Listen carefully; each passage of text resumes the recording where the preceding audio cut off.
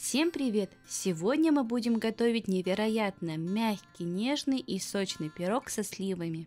Этот десерт просто тает во рту, а его нежная текстура не оставит никого равнодушным. Рецепт очень простой, продукты доступны, а в результате у вас получится большой и невероятно вкусный пирог к чаю. Поэтому усаживаемся поудобнее, берите с собой чаек или что-то вкусненькое, и мы начинаем готовить. Для начала подготовим тесто. В глубокую миску разбейте 2 крупных яйца.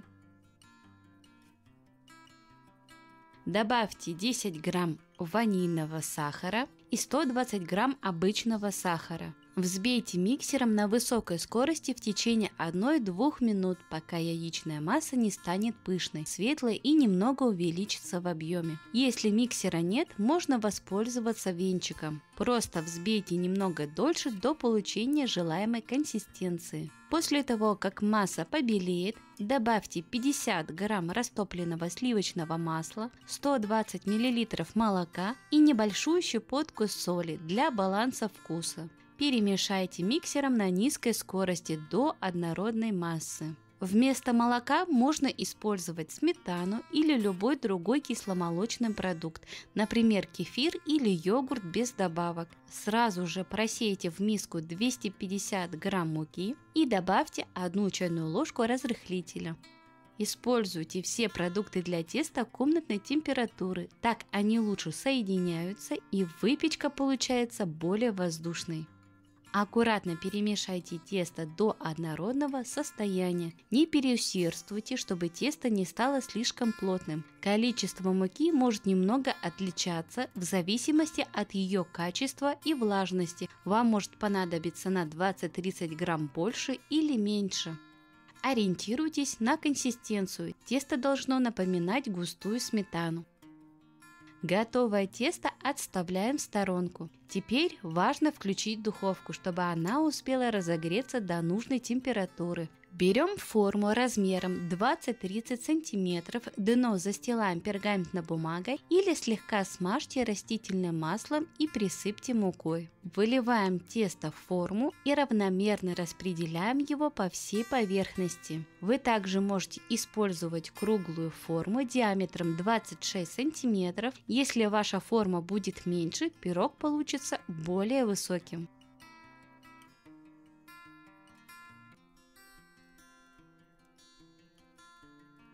Друзья, подписывайтесь на мой кулинарный телеграм-канал и повторяйте за мной разные вкусные рецепты. Новые видео выходят там каждый день.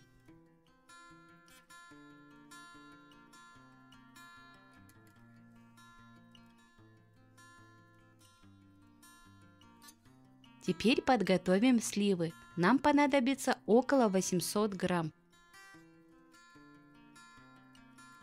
Разрежьте каждую сливу на 2 части и удалите косточку. Сливы также можно нарезать небольшими кубиками или так, как вам больше нравится. Вы, наверное, заметили, что я использую чернослив, а не свежие сливы. У этого есть несколько причин. Во-первых, чернослив доступен круглый год, что очень удобно, а во-вторых, он придает выпечке более насыщенный и глубокий вкус с легкими карамельными нотками, а еще чернослив содержит меньше влаги, поэтому пирог не будет мокрым и отлично сохранит свою форму.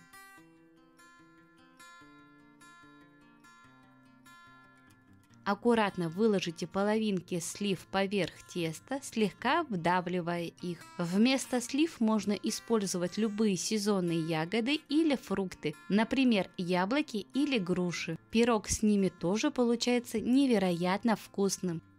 Полный список всех продуктов вы можете найти в описании под видео.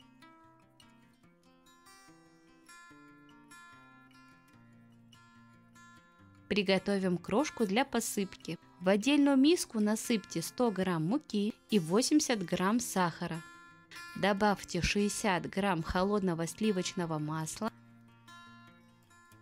Если масло мягкое, можно растереть его сухими ингредиентами в мелкую крошку. А если масло холодное, лучше натереть его на крупной терке. Так крошка получится более рассыпчатой. Такая крошка создает на пироге хрустящую и золотистую корочку, которая идеально сочетается с нежнейшим тестом и сочными сливами. Именно сочетание трех текстур мягкого теста, сочных фруктов и рассыпчатой крошки делает этот пирог таким особенным. Чтобы крошка получилась идеальной, важно использовать холодное масло, так она будет более рассыпчатой и хрустящей после выпечки. Равномерно посыпьте полученной крошкой всю поверхность пирога и сливы.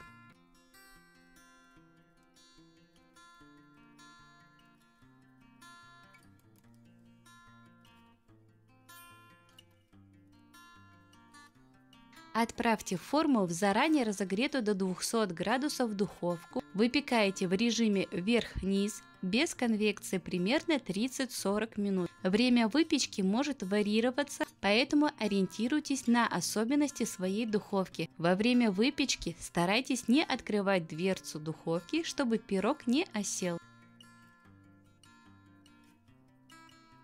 Пирог готов. Когда его верхушка станет золотистой, а сливы мягкими, достаньте его из духовки и сразу же извлеките из формы. Вы можете подать его горячим или дождаться, пока он остынет. В любом случае он будет восхитительным. Нарежьте пирог на порционные кусочки и подавайте к столу. Вы сразу почувствуете его нежную текстуру, сочность и невероятный аромат, который наполнит весь дом. Легкая кислинка слив идеально дополняет сладость теста. Друзья, я настоятельно рекомендую вам попробовать приготовить этот пирог. Я уверена, он понравится вам так же, как и нам. Спасибо за просмотр. Надеюсь, это видео было полезным. Желаю вам удачи на кухне и приятного аппетита. Готовьте с удовольствием.